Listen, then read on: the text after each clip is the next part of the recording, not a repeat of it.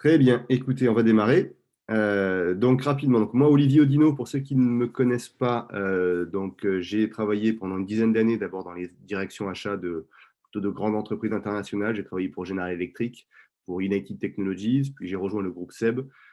J'étais en charge des achats essentiellement de prestations intellectuelles pour ces groupes, soit au niveau européen, soit au niveau mondial. Et en 2012, j'ai fait le choix donc de créer ma société et c'est là qu'est née l'idée de Sourcing Force, une solution source to pay qui soit la plus complète possible, mais qui soit également la plus ergonomique et abordable du marché. Donc, on a vraiment conçu cette solution pour que les différents modules soient pris un peu à la carte finalement et sur des tarifs qui sont des tarifs vraiment en mode cloud, en mode SaaS, donc tout à fait abordable, quelle que soit la taille de l'entreprise. Alors rapidement, depuis 2012, on a beaucoup évolué. On a quasiment doublé notre chiffre d'affaires chaque année. On est présent dans pas mal de pays aujourd'hui, sachant que notre siège social est à Lyon, en France. Moi-même, donc, je pilote le bureau au Canada, à Toronto, et le bureau aux États-Unis également. Et on a ensuite des bureaux, soit pour du support, notamment informatique, ou du support client dans d'autres pays. Je pense à la Tunisie, un peu à Madagascar. On travaille également avec la Chine pas mal sur des missions de sourcing, mais plus sur notre activité d'externalisation des achats. Je ne m'attarderai pas trop là-dessus. Aujourd'hui, je vais vraiment me focaliser vraiment sur cette partie digitale, sur comment transformer finalement la démarche achat sur Internet et de manière collaborative. Euh, Quelques chiffres. L'année dernière, on a eu une grosse croissance, 160%, ce qui nous a permis de frôler la barre des 13 millions d'euros de chiffre d'affaires. On est une trentaine de salariés aujourd'hui sur l'ensemble de l'organisation. Et on est donc toujours dans cette dynamique en 2021 de croissance, de plus en plus vers le digital et toujours une croissance soutenue sur la partie externalisation des classés. Mais le digital commence vraiment à prendre le pas dans les entreprises. Donc, au niveau de Sourcing Force, l'outil génère aujourd'hui à peu près 200 millions d'euros de flux dans la solution. 100 000 commandes ont été passées l'année dernière, 20 000 fournisseurs actifs.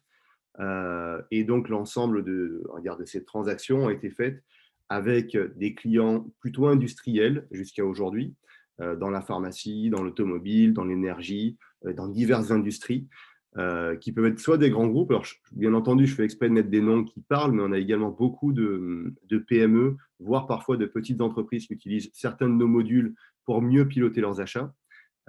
Et ça permet d'avoir en fait une gamme, on va dire, de configuration très large, quelle que soit la problématique que vous pouvez rencontrer ou vos processus internes spécifiques. La solution Sourcing Force, je finirai sur ce slide avant de démarrer vraiment le cœur du sujet, c'est une solution qui va de ce qu'on appelle le source, donc sourcer les fournisseurs, jusqu'au paiement des fournisseurs. Donc on essaie d'intégrer de manière modulaire en fait l'ensemble de ce processus qui va donc, en général, on parle du source to contract pour tout ce qui va rester au niveau de la direction achat pur, donc le SRM, c'est-à-dire la gestion de projet, l'annuaire fournisseur, le sourcing pour lancer les appels d'offres, la gestion de contrat dont on va parler aujourd'hui. Et ensuite, on va basculer plutôt sur ce qu'on appelle du procure to pay, où là, on est vraiment sur la partie transactionnelle, donc la gestion des approvisionnements, des circuits de validation, la mise en place de places de marché B2B, donc l'agrégation de catalogues fournisseurs. Et enfin, un autre sujet qui est intermédiaire entre le source to contract et le procure to pay, c'est l'analyse et la création de stratégies achats, où là, on a un module dédié pour générer une cartographie des achats et de vos dépenses. Et on a donc, comme je vous le disais, une activité parallèle et complémentaire qui est l'externalisation des achats spot, où en fait, on devient votre fournisseur unique pour toutes les petites dépenses de votre entreprise. Donc voilà pour cette présentation, on va dire, succincte de BME. Si vous avez des questions, n'hésitez pas à les poser sur le chat. Et maintenant, on va rentrer vraiment dans le vif du sujet, qui est la gestion des contrats. Et d'abord, je voulais juste vous donner deux chiffres clés sur la gestion des contrats. Le premier, comme vous le voyez, c'est que 12 à 15% des contrats sont perdus ou non comptabilisés dans les entreprises. C'est-à-dire que quand vous êtes aux achats, vous voulez travailler avec certains fournisseurs, vous avez un passif avec ce fournisseur, parfois qui travaille chez vous depuis des années, et il est impossible de retrouver votre contrat, le contrat initial. Et parfois, vous le retrouvez, mais il n'est pas signé. Donc, toute la problématique que vous avez de ce côté-là, c'est de savoir qui a le contrat, depuis quand il est signé, est-ce qu'il y a eu des avenants intermédiaires qui ont corrigé finalement le contrat initial, quand est-ce que ce contrat peut prendre fin, quelle est la période de préavis, en tenant compte en plus de tout l'historique du fournisseur. Et comme vous voyez, quand vous avez 15% de vos contrats qui sont perdus et introuvables, ben, ça fait autant de litiges potentiels à gérer auprès de vos fournisseurs. L'autre chiffre clé, c'est 9%. La mauvaise gestion des contrats coûte aux entreprises 9% de leur chiffre d'affaires annuel. Et ça s'explique assez simplement, c'est que si vous ne maîtrisez pas suffisamment les contrats avec que vous avez signés, que vous ne les diffusez pas correctement à vos salariés en interne, à toutes vos filiales, à ce moment-là, ben, vos collaborateurs vont passer par d'autres fournisseurs. Ils vont peut-être même passer par le même fournisseur, mais qui ne va pas appliquer les tarifs négociés dans le contrat, et ce qui va impacter directement les tarifs. Un autre point important, et j'ai encore eu la discussion hier avec un de nos clients, ce sont les remises de fin d'année ou les remises de volume ou les prix dégressifs qui souvent sont oubliés dès qu'un acheteur s'en va. Dès que vous avez une rotation d'acheteurs, le nouvel acheteur n'a pas forcément la connaissance de ce qui avait été négocié. Et du coup, ben, en fait, il laisse filer finalement des contrats dans son entreprise. Le fournisseur se garde bien entendu, de souligner qu'il y a une remise de fin d'année, qu'il y a des tarifs dégressifs. Et ben, du coup, c'est autant de chiffre d'affaires, d'économies de perdus, entre guillemets bêtement, puisque finalement, ça avait été âprement négocié et ça n'a aucun impact dans le chiffre d'affaires, dans les résultats de l'entreprise. Donc ça, c'est vraiment deux points clés que je retrouve dans quasiment toutes les entreprises, prospects ou clients de Sourcing Force. Et c'est ce qu'on va tendre vraiment à résoudre à travers une solution de gestion de contrat. Alors, le cycle de vie dans le contrat, vous le connaissez, je vais vous le résumer très vite. La première chose, c'est créer un contrat. L'idéal, c'est d'avoir une direction juridique. Ce n'est pas toujours le cas dans toutes les entreprises. Donc, le point clé, c'est de se dire bah, comment je crée mes contrats, qui peut m'aider, et est-ce que ce serait pertinent de créer des modèles de contrat ou des closiers. Donc là, c'est la première étape, c'est de se dire comment je vais créer mon contrat. Deuxième étape, la négociation. J'ai mon contrat, je l'envoie à mon fournisseur.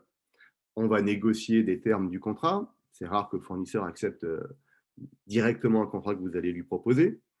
Et ensuite, vous allez l'envoyer en validation chez vous, à votre direction, à la direction juridique, pour être certain que le contrat, avec les modifications que vous avez négociées entre vous, va être accepté avant signature.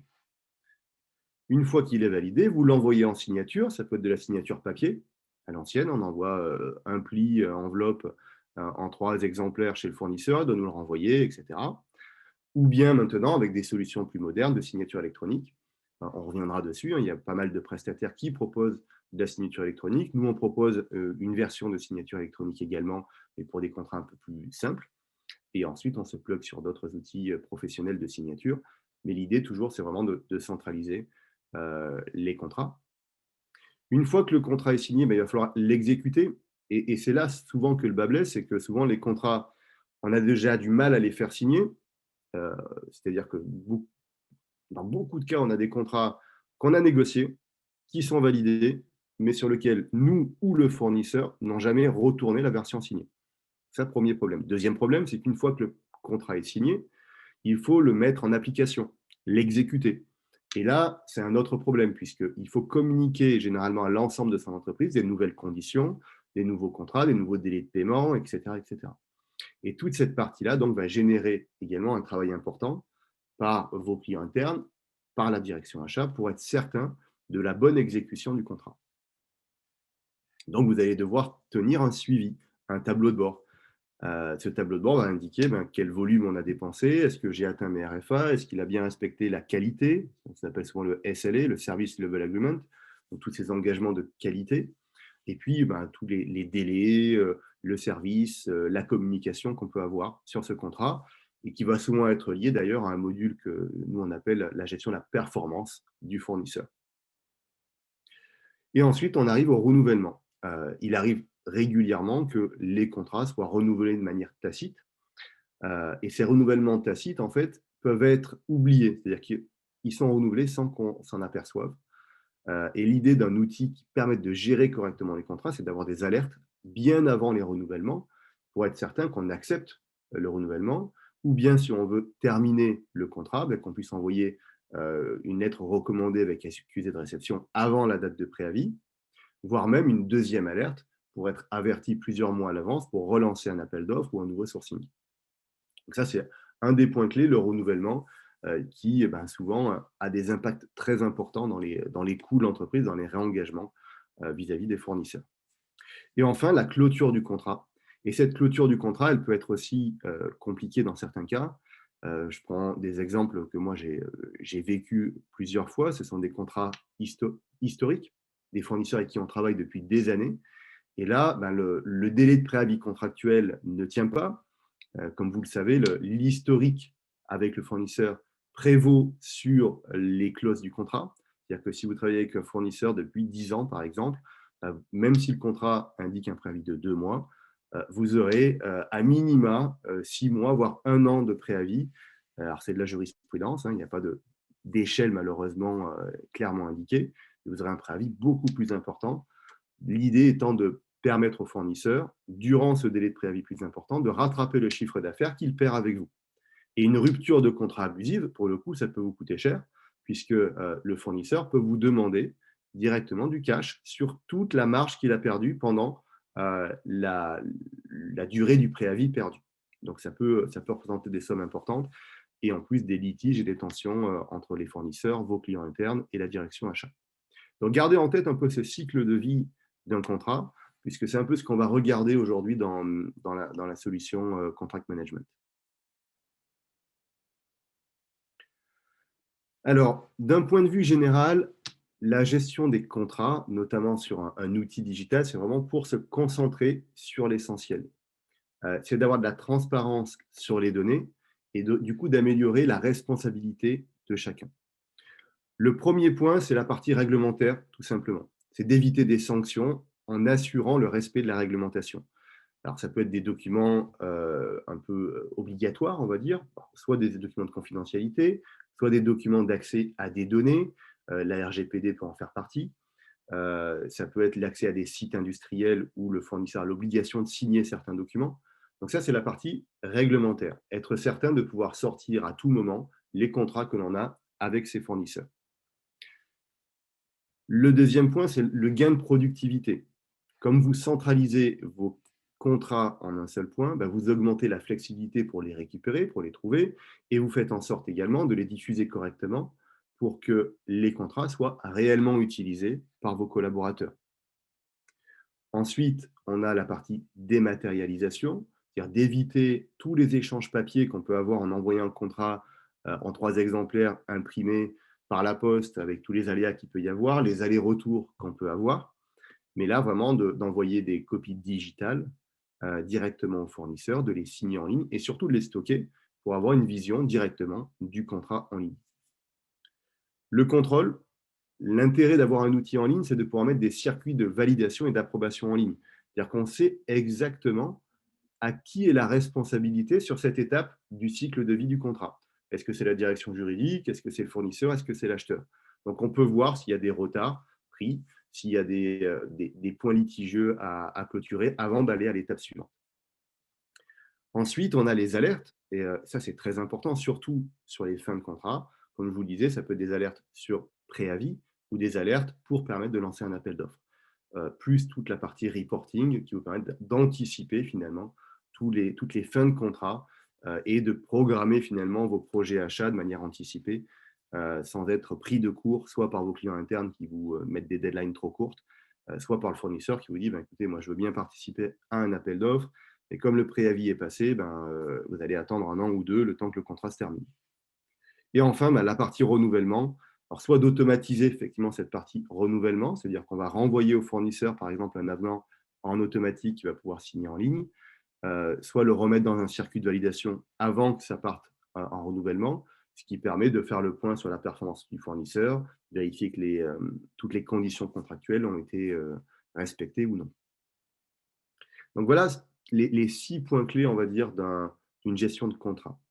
Maintenant, on va rentrer un peu plus dans le détail sur les avantages finalement d'une d'une gestion de contrat en ligne sur un logiciel, notamment en mode SaaS.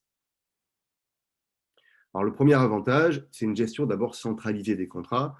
Comme on l'a vu, c'est vraiment de se dire, mes contrats aujourd'hui sont éclatés de partout, dans toutes les directions de mon entreprise. Au juridique, dans les directions internes, aux achats. Parfois, on ne les a plus. Ils sont partis par courrier chez le fournisseur, mais on a oublié qu'ils devaient nous les renvoyer. L'idée, cette fois-ci, c'est vraiment de se dire, on centralise tous les contrats, on les stocke sur un référentiel unique et on peut voir tous les statuts du contrat. Donc, même si ce contrat n'est pas signé, vous savez où il est, vous savez chez qui il est et qui en a la responsabilité. Et vous pouvez donner en plus des accès sécurisés à chaque personne autorisée. Euh, Parfois, on a des difficultés à accéder à certains contrats qui sont à la direction juridique qui peut rechigner dans certains cas à partager des contrats. Je pense, je sais pas, des contrats de police d'assurance, des contrats avec la banque, etc. Et donc, grâce à un outil en ligne, on va pouvoir donner des autorisations à certaines personnes d'accéder à certains contrats. Donc, on va sécuriser vraiment cette partie contractuelle et on va pouvoir les utiliser facilement dès qu'on a besoin d'avoir un détail sur un contrat, y accéder en ligne sans problème.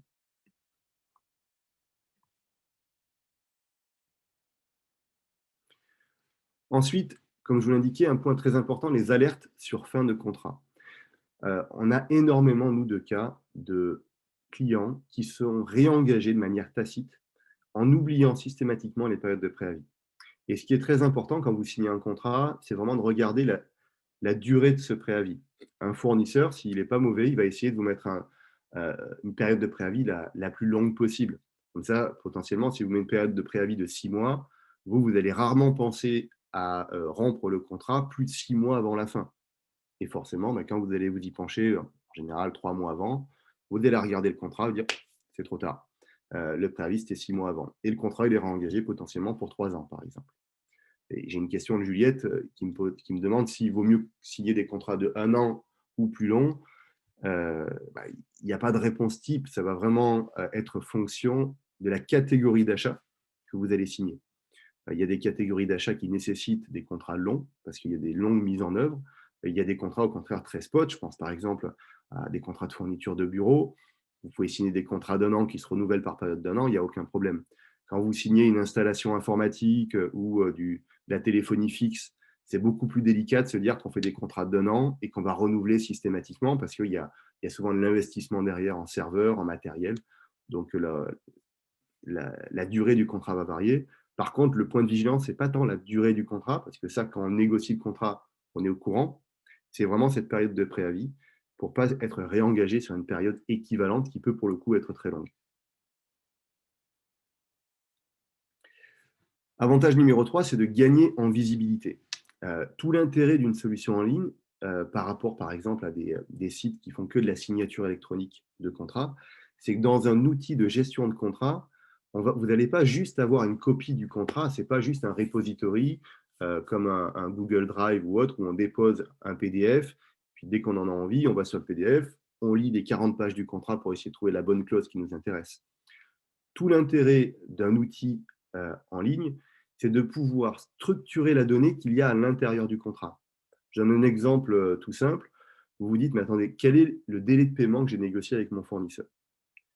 Dans beaucoup de cas, chez les clients que l'on a, ce délai de paiement, il est très bien indiqué dans le contrat, mais quand ils veulent revenir dessus, ils sont obligés, et d'une, de retrouver le contrat, et de deux, de lire tout le contrat pour savoir où se trouve la clause qui parle du délai de paiement, pour savoir quel délai de paiement on avait réellement contractualisé au départ.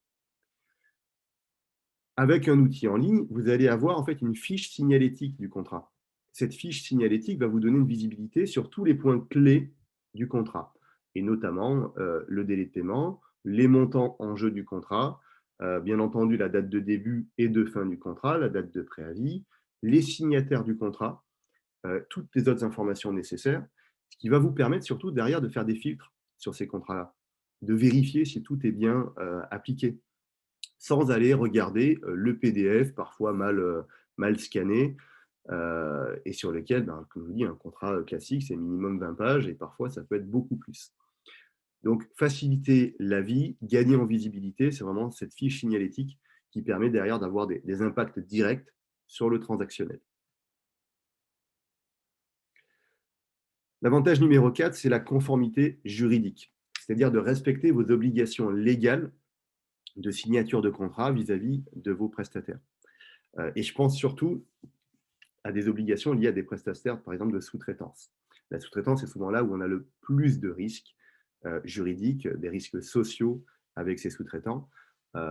Et le fait de maintenir une gestion de contrat centralisée où tous vos fournisseurs sont au courant des contrats, signent les contrats et vous avez le statut de chaque contrat, bah, si un jour vous avez un contrôleur URSSAF qui vient, un inspecteur du travail qui vient, vous pouvez en un clin d'œil leur montrer que vous avez une gestion proactive des contrats, que vous pouvez sortir tous les contrats en un clin d'œil, qu'ils sont signés, qu'ils respectent toute la réglementation sociale, par exemple, sans avoir à aller les rechercher partout sur les sites.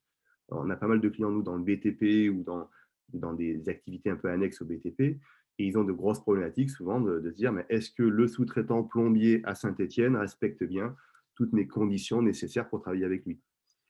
Avec un outil comme celui-ci, ben, ils tapent le nom du fournisseur, ils voient tous les contrats liés à ce fournisseur, et ils peuvent ressortir le contrat correspondant à tel chantier, par exemple. Donc, cette conformité juridique va également vous aider sur les accords de confidentialité. C'est-à-dire que vous avez systématiquement une règle qui dit un contrat travaillant sur tel type de catégorie d'achat ou telle prestation va obligatoirement signer mon accord de confidentialité. Et comme ça, vous avez également toutes ces informations-là que vous pouvez récupérer. Et bien entendu, ça marche pour tout type de documents avec une certaine valeur juridique. L'avantage numéro 5, ben, c'est de maîtriser ses économies.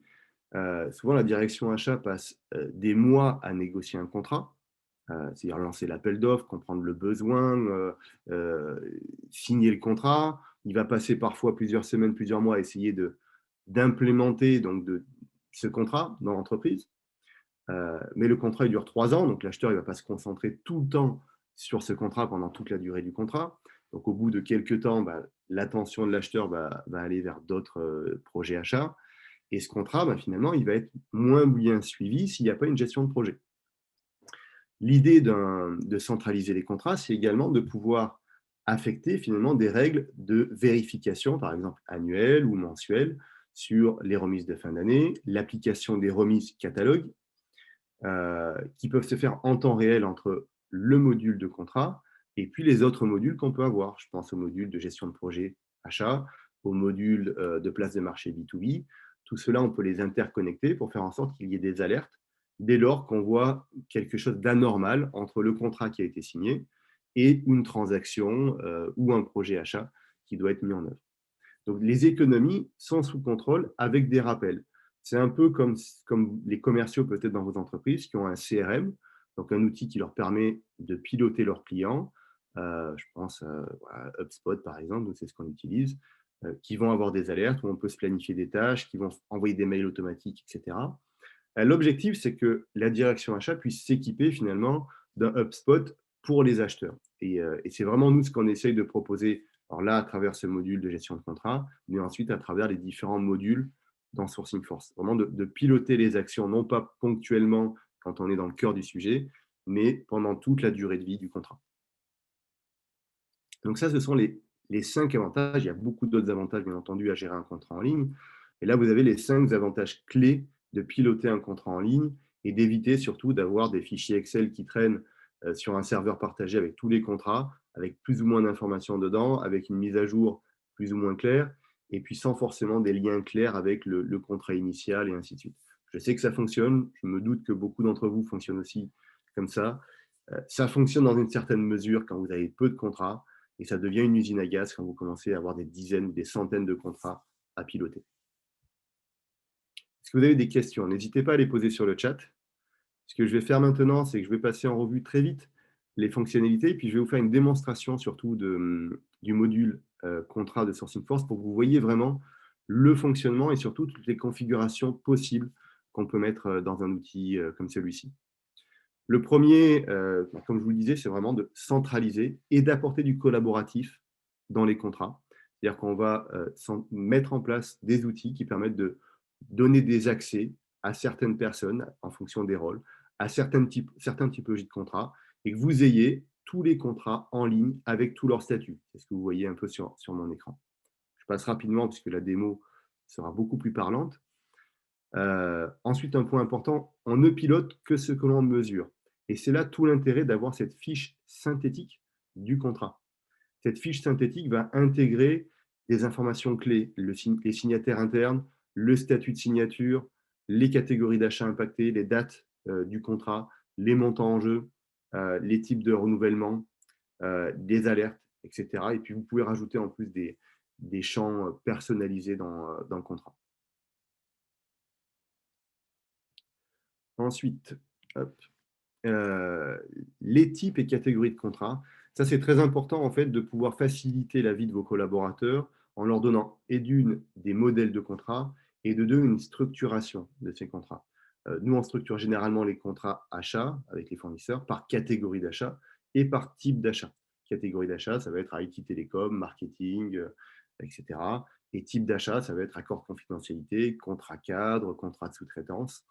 Donc, ce qui permet de faciliter vraiment la gestion de ces contrats, fournisseur par fournisseur, et derrière de faire des reportings également qui soient beaucoup plus pertinents et qui vous permettent de vous y retrouver dans la jungle des contrats de l'entreprise.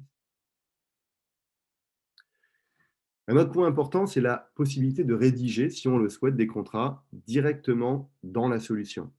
C'est un peu l'équivalent de créer des closiers finalement, c'est que vous avez un traitement de texte directement sur l'outil qui vous permet de rentrer vos contrats historiques, déjà, vos modèles de contrats historiques par exemple, et ensuite de pouvoir modifier le contrat directement en ligne en y ajoutant des fonctionnalités, des formulaires qui seront signés, qui seront remplis pardon, au moment de la signature, pour vous faire un modèle dynamique de contrat que vous pouvez tout piloter en ligne et de manière collaborative. C'est-à-dire que la direction juridique peut passer dessus, vous passez dessus, pour avoir un contrat final qui soit correct. Pareil, je vous ferai une démo sur ce sujet-là.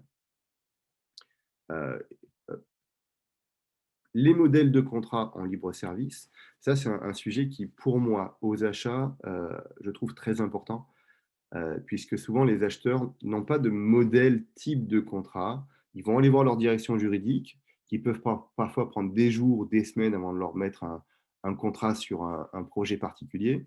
Et au final, ça fait perdre beaucoup de temps et d'énergie, alors que dans la grande majorité des cas, le modèle de contrat va être le même sur une catégorie bien particulière. Et l'idée, c'est vraiment de créer des contrats types, on va dire, par type de prestation, par type de catégorie d'achat. Après, avec des alertes à l'intérieur en fonction du montant, par exemple, du contrat, en fonction de la localisation du contrat, s'il est en France, à l'étranger. Mais au moins, vous avez des modèles types qui vous permettent de partir rapidement dans la négociation avec le fournisseur en étant serein que votre contrat est dans les clous. Et un point très important, de prendre votre contrat et de ne pas partir sur la base du contrat du fournisseur, ce qui arrive encore, mais c'est une très mauvaise habitude d'acheteur de partir du contrat du fournisseur. Il faut le faire dans des cas extrêmes quand on ne maîtrise vraiment pas du tout la catégorie d'achat liée à ce fournisseur. Donc vraiment créer cette base de modèle de contrat en libre service permet à tous vos utilisateurs de partir à minima sur des bases juridiques saines. Enfin, la signature électronique. Sur la signature électronique, nous, on propose une signature électronique de niveau 1, c'est-à-dire qu'il y a une preuve de signature en termes juridiques qui n'a pas une valeur aussi importante et légale, c'est-à-dire n'a pas une valeur probante comme pourraient le proposer des solutions comme DocuSign ou autre.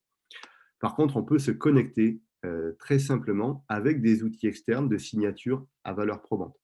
Ce qui a le gros avantage de coupler leur légitimité juridique de signature avec un outil de centralisation des contrats, ce qu'ils ne font pas, étonnamment d'ailleurs.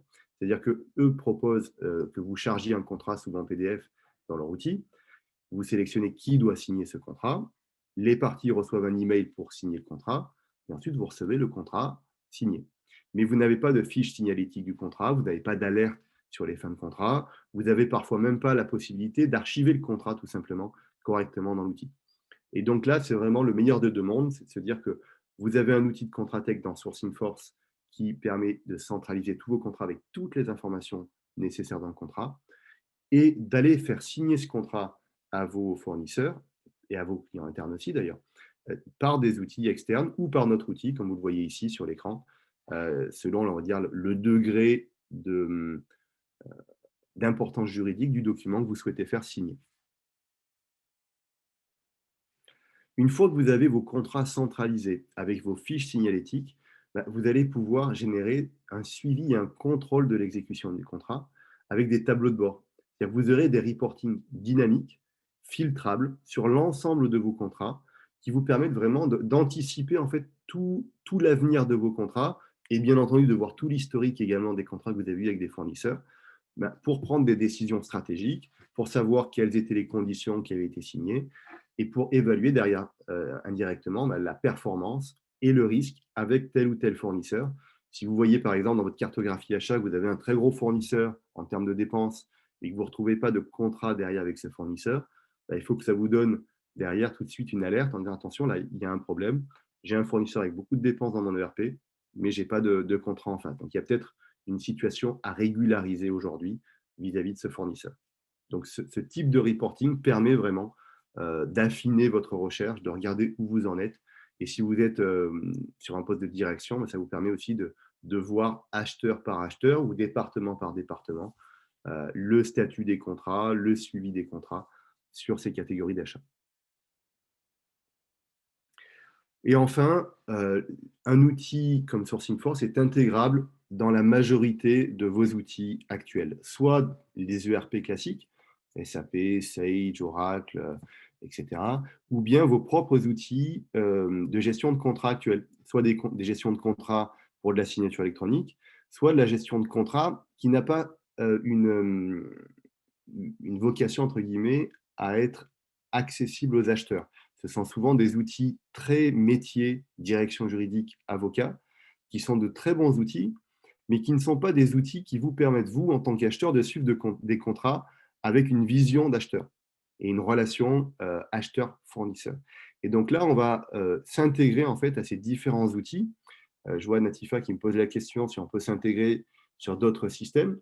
On peut tout à fait s'intégrer effectivement sur des outils complémentaires de gestion documentaire, de modules d'appel d'offres, si vous avez des modules d'appel d'offres, et de récupérer en fait toutes les informations pour pouvoir centraliser vos contrats avec des liens dans les deux sens. C'est-à-dire que c'est un lien qui nous va générer un contrat chez nous, ou inversement, un contrat qui va renvoyer de l'information une fois qu'il est signé dans votre outil. Donc toute cette partie intégration, interface avec vos outils permettent également d'éviter de faire du copier-coller d'informations et d'aller directement au bon endroit, rentrer, saisir une fois l'information et la retrouver de l'autre côté en quasi temps réel, puisque ce sont souvent des API qui fonctionnent entre les différents outils. Donc voilà pour la présentation de pourquoi une digitalisation des contrats est importante dans les entreprises. Maintenant, je vais passer à vraiment une version de démonstration. Ça va vraiment vous parler sur la manière dont on peut gérer les contrats directement en ligne. Donc, je vais changer d'écran. N'hésitez pas à me poser des questions sur le chat si vous voulez avoir des informations complémentaires ou des détails sur ce que je vous présente aujourd'hui. Bien, j'espère que vous voyez toujours bien mon écran. J'ai switché maintenant sur une page Chrome. Et là, vous voyez l'information en fait sur tous vos contrats. Je suis connecté ici sur un accès acheteur, par exemple. On peut gérer les différents rôles. La première chose que je vois, bon, j'ai le tableau de bord, mais j'ai surtout la liste de tous mes contrats qui sont aujourd'hui dans mon outil. Cette liste de contrats me permet de voir déjà à première vue le statut. Vous voyez, j'en ai pas mal en brouillon. J'en ai qui sont terminés, j'en ai qui sont actifs, validés, certains en attente de signature. Et je peux filtrer également tous ces contrats pour avoir plus d'informations sur tel ou tel contrat. Donc là, je vais pouvoir filtrer, par exemple, par le statut. Je veux avoir tous les statuts qui correspondent à, hop, on va prendre un qui existe, hop, pending signature, hop, rechercher. Là, je vais pouvoir au moins me focaliser sur tous mes contrats qui sont en attente de signature et vérifier que ces contrats, c'est toujours normal qu'ils soient en attente de signature ou non. Sur chacun des contrats, ensuite, je peux avoir une vision globale. Je peux aller modifier ce contrat s'il y a des points à modifier dans le contrat. Ça fait longtemps que je m'étais connecté, il faut que je me reconnecte.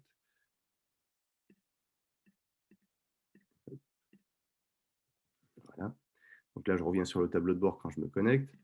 Je vais sur mes contrats. Et là, comme je vous dis, hop, je peux aller jeter un œil sur le contrat que j'ai créé. Donc là, j'ai créé un contrat qui s'appelle démo, par exemple, test.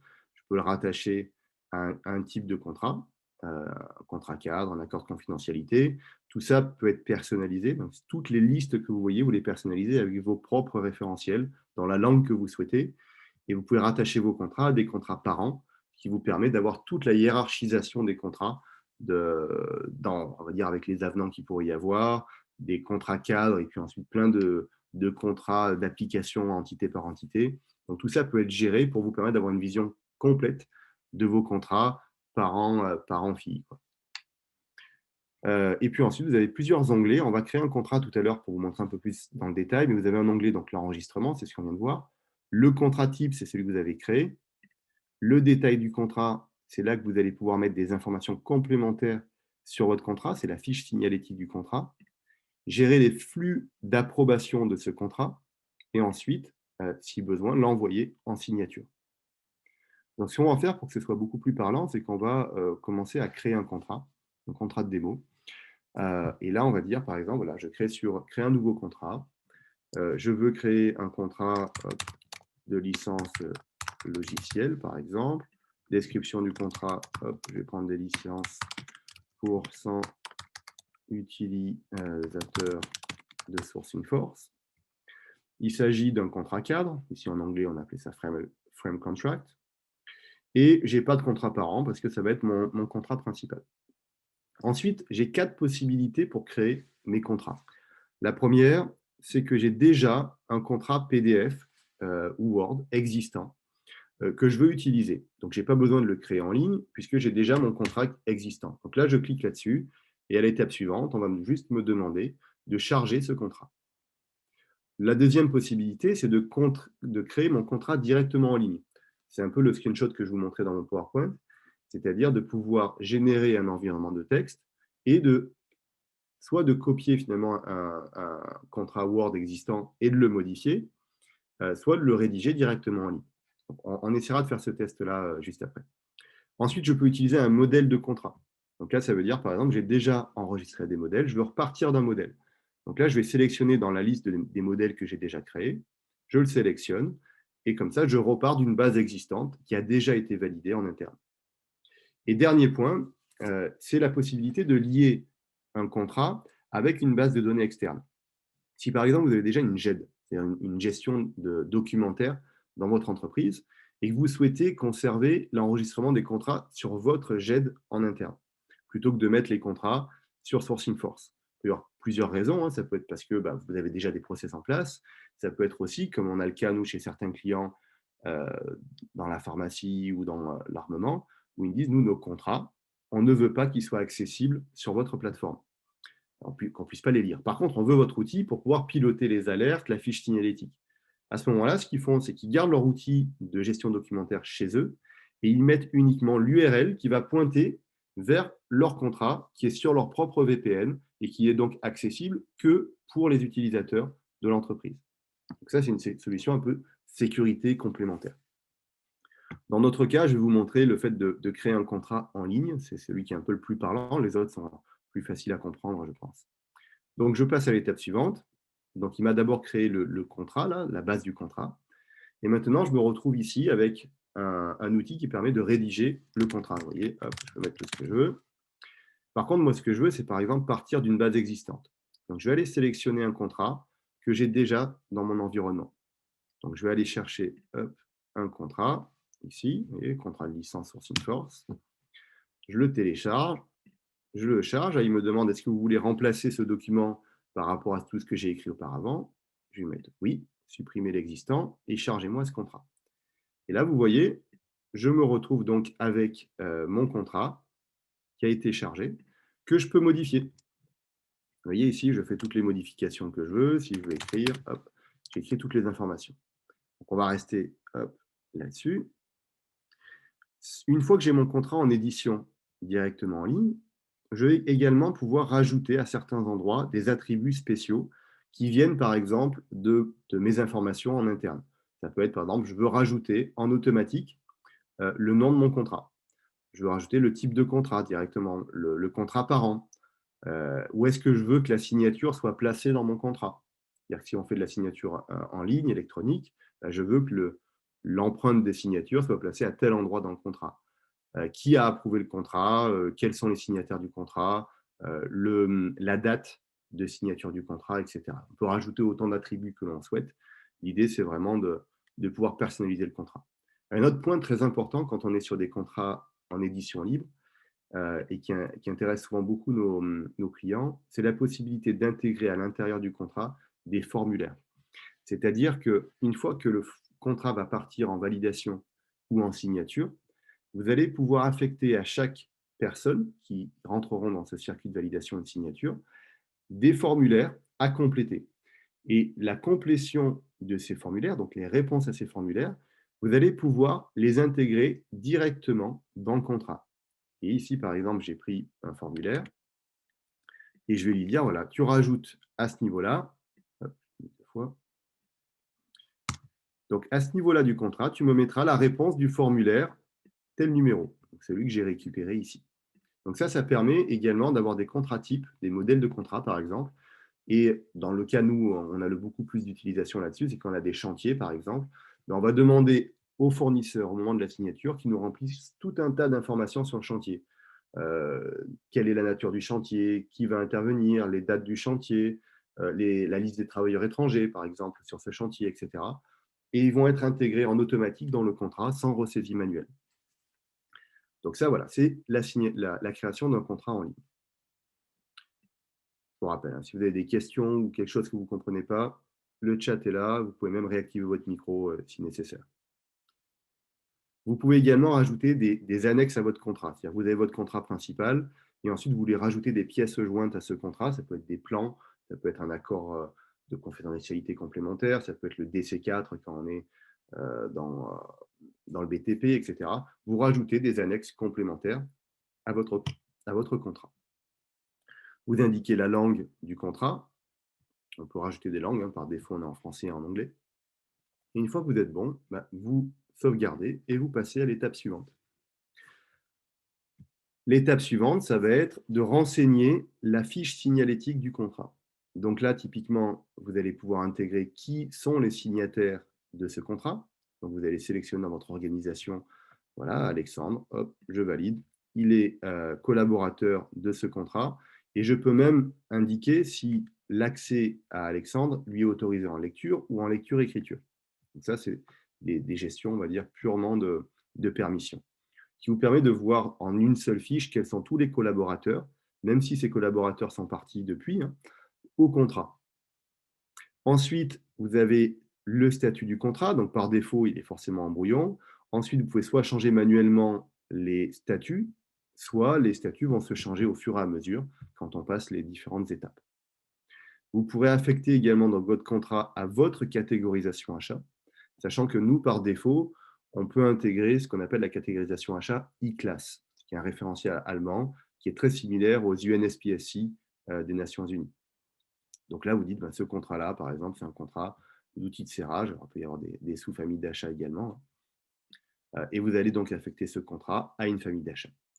Vous allez intégrer la date de démarrage du contrat, la date de fin du contrat, la date de préavis.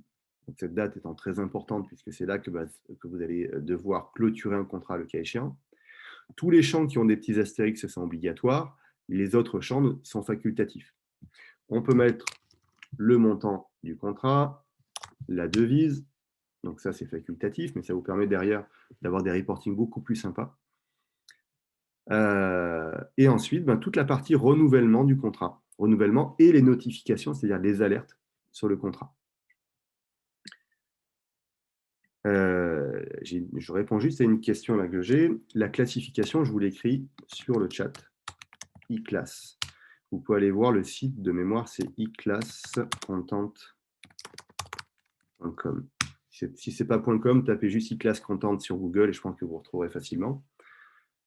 Et j'avais une autre question. Si on rédige le contrat dans l'outil, peut-on faire des allers-retours avec le fournisseur pour relecture et amendement? Autrement dit, est-ce une base Word ou compatible? Alors, vous pouvez effectivement faire des allers-retours. Tel que c'est fait aujourd'hui, c'est plus pour des allers-retours en interne qu'avec des fournisseurs. C'est-à-dire que le fournisseur, lui, peut vous donner toutes les informations, les modifications nécessaires, mais aujourd'hui, on préconise que ce soit vous, acheteur, qui fassiez ensuite les répercussions des modifications demandées, plutôt que le fournisseur directement. Euh, et ça, je le préconise parce que parfois, on peut oublier, ou parfois, c'est extrêmement rare, mais on peut avoir des fournisseurs qui sont malhonnêtes et qui vous modifient des parties du contrat sans vous le dire. Et puis, comme un contrat de 40 pages, vous ne le relisez pas systématiquement à chaque version, ben, vous pouvez l'oublier. Donc, moi, je suggère plutôt que ce soit le fournisseur qui vous envoie les modifications qu'il souhaite et que vous, ensuite, vous les appliquiez dans l'outil. Et ensuite, bien entendu, l'outil est flexible pour être modifié autant de fois que nécessaire. Si je reviens sur cette partie renouvellement, donc premièrement, vous allez pouvoir indiquer quel type de renouvellement on a. Est-ce que ce renouvellement doit être notifié, donc réapprouvé au moment du renouvellement? Est-ce que c'est de l'auto-renouvellement? Est-ce qu'il n'y a pas vraiment de renouvellement parce que c'est un contrat indéterminé? Ou est-ce que c'est un contrat one-shot, c'est-à-dire que vous avez un contrat, une prestation, il se termine quoi qu'il arrive. Donc, admettons qu'on ait de l'auto-renouvellement, c'est un peu souvent ce qu'on a, hein, vous savez, le renouvellement tacite. Est-ce que ce renouvellement doit malgré tout repasser par une signature? Donc là, vous pouvez l'indiquer, oui ou non. C'est rare que vous le mettez qu'il y ait besoin d'un renouvellement. Un renouvellement tacite, par définition, c'est qu'il n'y a pas de signature. Et là, on va rentrer dans des points très importants dans la gestion des contrats, ce sont les alertes. Et le premier point très important, c'est de se mettre des alertes avant la date de préavis. Donc là, vous allez dire, par exemple, ma date de préavis, j'ai dit qu'elle était le 15 mai ici. Là, vous allez pouvoir choisir une date en disant, moi, j'aimerais être alerté un peu avant le 15 mai, par exemple le 2 mai, c'est-à-dire 63 jours avant la date de fin du contrat. Si vous voulez partir en nombre de jours, c'est la même chose. Hein. Vous prenez ici, vous dites, voilà, non, moi, je veux être alerté 70 jours avant la fin du contrat. En automatique, la date va se mettre. Deuxième alerte très importante pour les acheteurs, c'est l'alerte pour vous permettre de lancer une nouvelle négociation ou un nouvel appel d'offres. Donc là, généralement, ce sont des dates bien avant la période de préavis. On va dire généralement, allez, on va mettre 120 jours. Il y a plusieurs mois pour vous laisser le temps de reconstruire un appel d'offres, de lancer l'appel d'offres, de négocier, etc. Et d'être toujours bon également, pour ne pas l'oublier, dans votre période de préavis. Donc là, voilà, 120 jours, par exemple, avant la date de fin du contrat. Ça vous remet une date. De la même manière, vous pouvez changer la date et pas le nombre de jours. Une fois que le contrat se met à jour, en automatique, selon ce que vous avez noté, on va vous cocher. Alors, vous pouvez le faire manuellement aussi si c'est un contrat historique. Et sinon, ça va vous auto-cocher en fait, que ce contrat a déjà été auto-renouvelé et qu'on est sur la première, deuxième, troisième version de renouvellement du contrat. Ensuite, d'autres informations importantes, c'est par exemple le périmètre géographique. Ça, c'est très important parce que parfois, vous signez des contrats, surtout quand vous êtes dans des entreprises internationales, qui vont s'appliquer uniquement pour la France plus la Belgique, pour que la Suisse, pour toute l'Europe, pour l'Europe élargie, c'est-à-dire le EIMI, comme on dit, etc. Donc, cette liste, en fait, vous allez pouvoir la personnaliser. Nous, par défaut, on met le nom des pays, mais c'est vous qui avez la main dans l'administration ensuite pour mettre vos régions qui vous concernent. Ça peut être des régions aussi en France. Hein.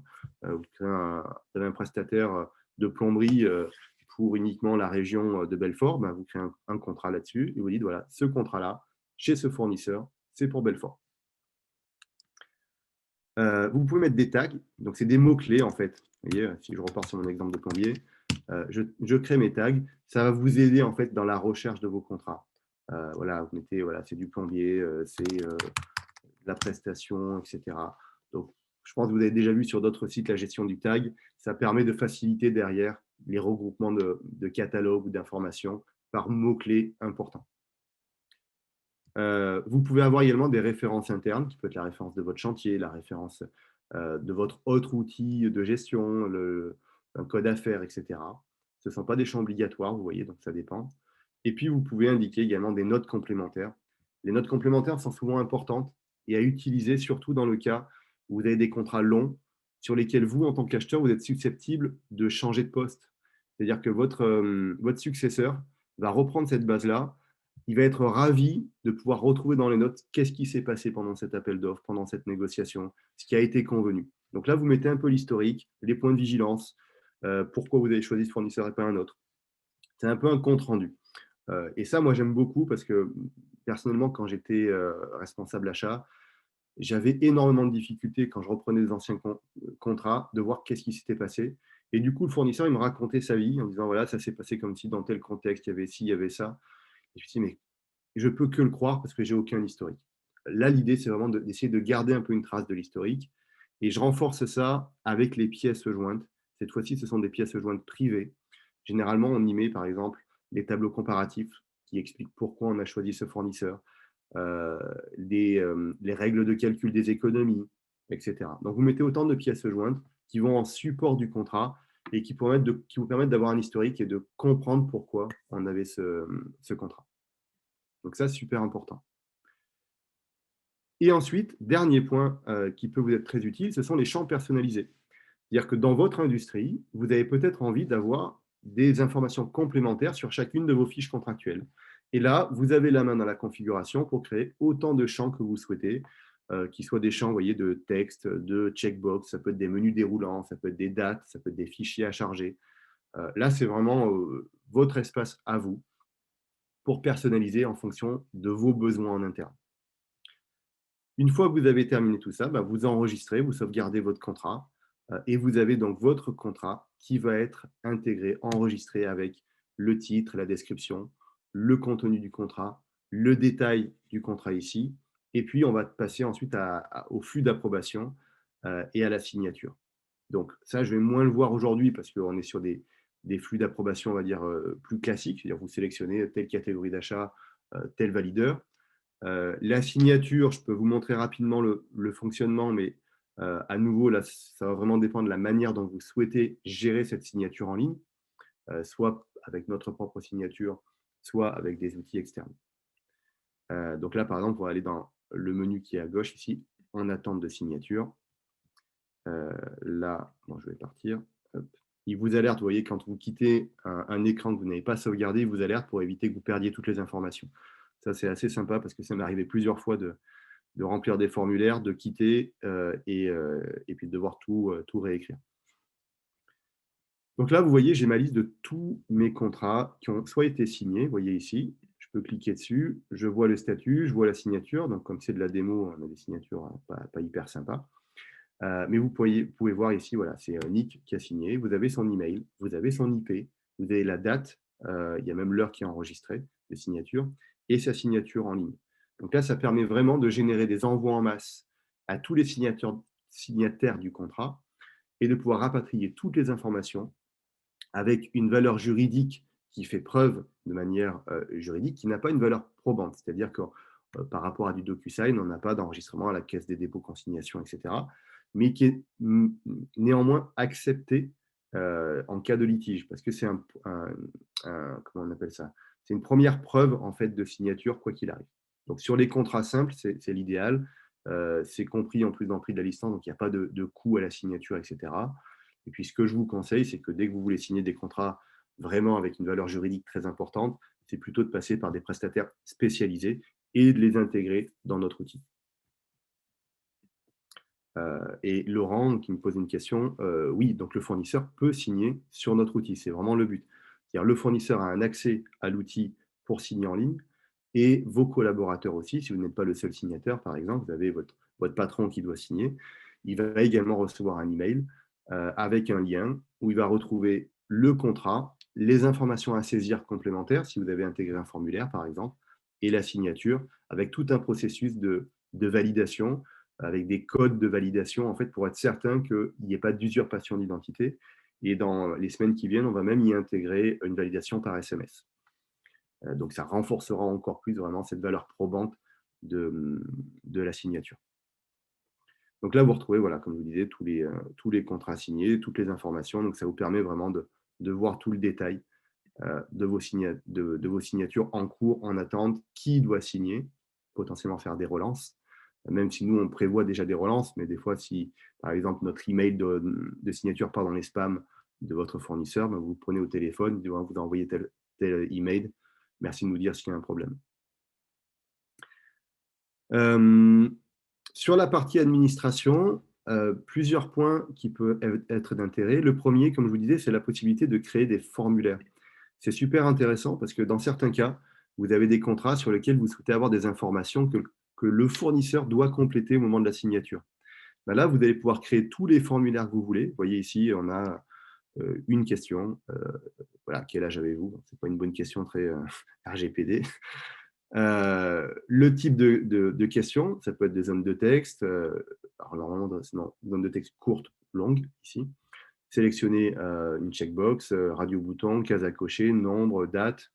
Vous pouvez mettre une réponse par défaut si besoin.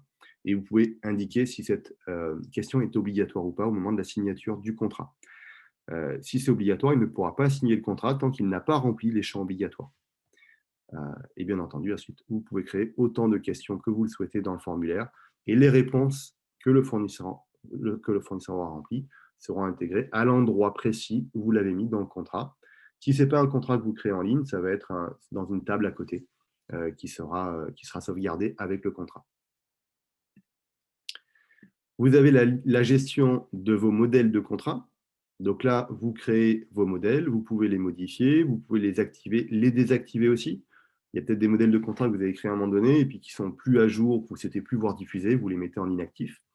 Et ce qui permet à vous, à vos collaborateurs si besoin, d'accéder à des modèles validés par vos soins. Et ça leur fait gagner énormément de temps puisque la seule chose qu'il leur reste à faire finalement, c'est de remplir la fiche signalétique du contrat. Vous pouvez créer des champs personnalisés. Donc ça, c'est ce que vous avez vu en bas de la fiche signalétique du contrat. Donc là, ça vous permet vraiment de se dire, voilà, je veux rajouter une question sur par exemple les délais de paiement. Là, je veux que ce soit un délai de paiement, ça va être une zone de texte, par exemple. La valeur, je ne la remplis pas. Je mets OK, c'est obligatoire, je veux absolument l'avoir. Vous sauvegardez. Et comme ça, dans votre fiche signalétique, désormais, vous aurez ce champ complémentaire qui apparaîtra et qui sera obligatoire de remplir pour finaliser le contrat. De la même manière, toutes les informations personnalisées que vous mettez ici, vous allez pouvoir vous en servir pour du reporting. Je continue. Donc là, ensuite, ce sont les types de contrats. Donc c'est là, typiquement, que vous pouvez mettre, là, frame agreement, ça ne me plaît pas parce que c'est de l'anglais. Hop, je préfère, parlez-moi de contrat cadre. Je le remplis, je le sauvegarde. Et vous pouvez rajouter autant de types de contrats que vous souhaitez. Donc de la même manière, ça permet de classer correctement vos contrats, que ce soit des avenants, des accords de confidentialité, etc.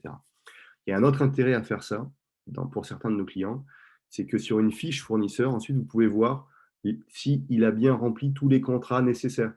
Par exemple, vous avez des processus en interne qui vous disent, moi, quand je référence un fournisseur, il faut que j'ai un contrat cadre, un accord de confidentialité, la signature de ma charte éthique et la validation de sa certification ISO, par exemple.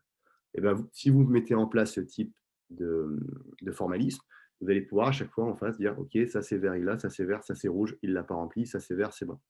Et comme ça, en un coup d'œil, vous voyez s'il y a un élément de la fiche fournisseur qui n'est pas rempli correctement. Dernier point de configuration, ce sont les régions. Comme je vous le disais, vous pouvez gérer vous-même les régions qui vous intéressent. Donc, si vous regroupez des régions, des pays, etc., c'est vous qui pilotez tout ça. Et comme ça, vos contrats vont être affectés sur la bonne région sur laquelle vous avez signé le contrat. Et ensuite, une fois que vous avez rempli en fait toutes les informations de votre contrat, vous allez pouvoir générer des rapports, pardon. Et ces rapports vont vous permettre de piloter au mieux les fournisseurs et vos contrats. Vous voyez ici, vous avez tout d'abord toute une gestion en fait de filtres, date de début du contrat que vous souhaitez, date de fin, date de notification, les collaborateurs qui font partie du contrat, filtrés sur une catégorie d'achat en particulier. Ça vous filtre, alors par défaut, donc ça met tout, bien entendu. Là, ça vous filtre en fait tous les contrats avec date de début, date de fin. Vous voyez le nom du contrat. Ça, c'est super intéressant pour avoir une visibilité finalement sur les contrats qui vont arriver à terme. Donc, de pouvoir anticiper correctement les suivis de contrats. On vous met un petit tableau sur les contrats qui s'expirent dans les 3 mois. Il manque quelques traductions là, il faudra que je le corrige. Donc là, vous avez les contrats qui expirent dans les 3 mois. On peut le personnaliser. C'est-à-dire que vous, si vous dites non, mais moi, je préfère être prévenu 3 mois à l'avance, on met 3 mois à l'avance. Mais ça vous permet au moins visuellement de voir où vous en êtes. Vous avez le split également des contrats signés, donc par type de contrat. Bon, là, j'en ai qu'un. mais ça vous permet de voir visuellement si vous avez le nombre de contrats que vous avez par typologie de contrat. Et ensuite, des contrats qui sont dans la période de notification, c'est-à-dire dans la période d'alerte que vous avez mis, par exemple 90 jours avant la fin du contrat. Et là, vous avez la liste. Voilà, ça, ce sont les fournisseurs, les contrats, pardon, sur lesquels je dois être vigilant. Est-ce que je veux renouveler ou pas? Ces reportings sont personnalisables et ces reportings, on peut vous les envoyer par email, par exemple, une fois par mois. Donc, ce n'est pas nécessaire de vous connecter systématiquement. Vous avez des alertes email directement pour ne pas perdre un contrat, pour ne pas être renouvelé automatiquement, et ainsi de suite. Et puis, dernier point, après on aura fait le tour, un tour déjà très global de ce module, ce sont les réglages, on appelle ça des réglages généraux, ce qui permet en fait surtout de s'adapter aux différents salariés que vous avez dans le monde. Si vous êtes une entreprise en France, ben, vous allez préférer mettre les jours, mois, année. Si vous êtes aux États-Unis, vous allez peut-être pouvoir préférer de mettre les années en premier. Pour les heures, c'est pareil. Est-ce que vous êtes plutôt sur 12 heures, du 24 heures? Il y a pas mal de configurations, je ne vais pas toutes vous les lister, hein, mais l'idée, c'est vraiment, vous voyez, de personnaliser correctement votre interface. Vous voyez, la devise par défaut, si vous préférez des points et des virgules sur les nombres, les formats des adresses plutôt à l'européenne, à l'américaine. Donc tout ça, c'est de la personnalisation. Et bien entendu, je terminerai là-dessus. Un point très important, c'est que tous nos modules sont interfacés. C'est-à-dire que vous pouvez commencer à travailler que sur notre module Contratech, et puis dans 6 mois ou dans 1 an, partir sur le module annuaire fournisseur, par exemple. En instantané, toutes les informations que vous avez dans le module Contratech est gérées, interfacées, intégrées avec les autres modules. Donc, vous allez pouvoir voir sur la fiche fournisseur directement tous les contrats que vous avez signés avec vos fournisseurs. Et pour ça, vous n'avez pas besoin de prendre tous les modules d'un coup et faire des gros chantiers, gros projets de plusieurs mois. Vous pouvez démarrer la Contratech lundi prochain, par exemple, entrez vos contrats, en une semaine, vous avez tous vos contrats de remplis et démarrer à travailler on va dire en une dizaine de jours, vous avez tout ce qu'il faut.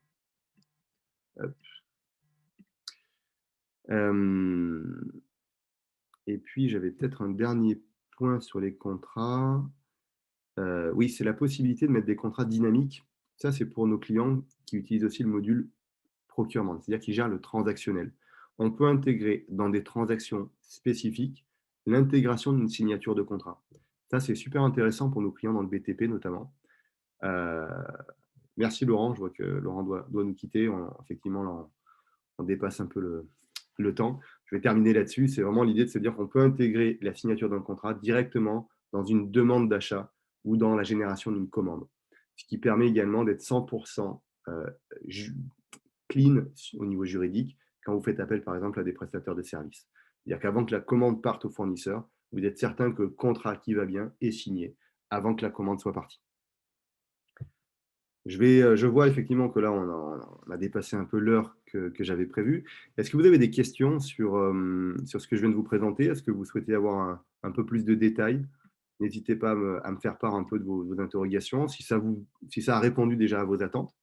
Si vous attendiez à d'autres éléments, je serais ravi de partager avec vous, même si c'est un peu pas forcément lié à l'outil, hein. Moi, comme vous le savez, je suis un passionné des achats, donc si vous avez quoi que ce soit ou des questions plus larges sur les achats, je serais ravi d'échanger avec vous. Donc, utilisez le chat. Vous pouvez même réactiver votre micro si besoin.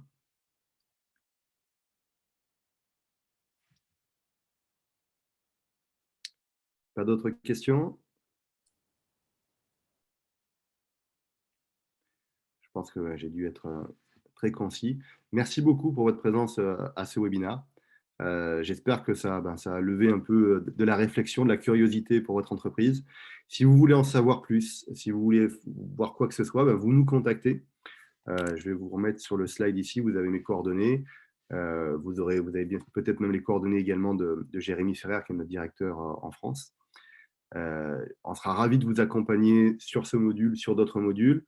Si vous avez des questions plus larges sur les achats, honnêtement, n'hésitez pas. On est une équipe très ouverte sur l'échange. Donc, n'imaginez pas qu'on est là juste pour vendre un outil ou autre. On est là aussi pour accompagner, pour être dans la réflexion.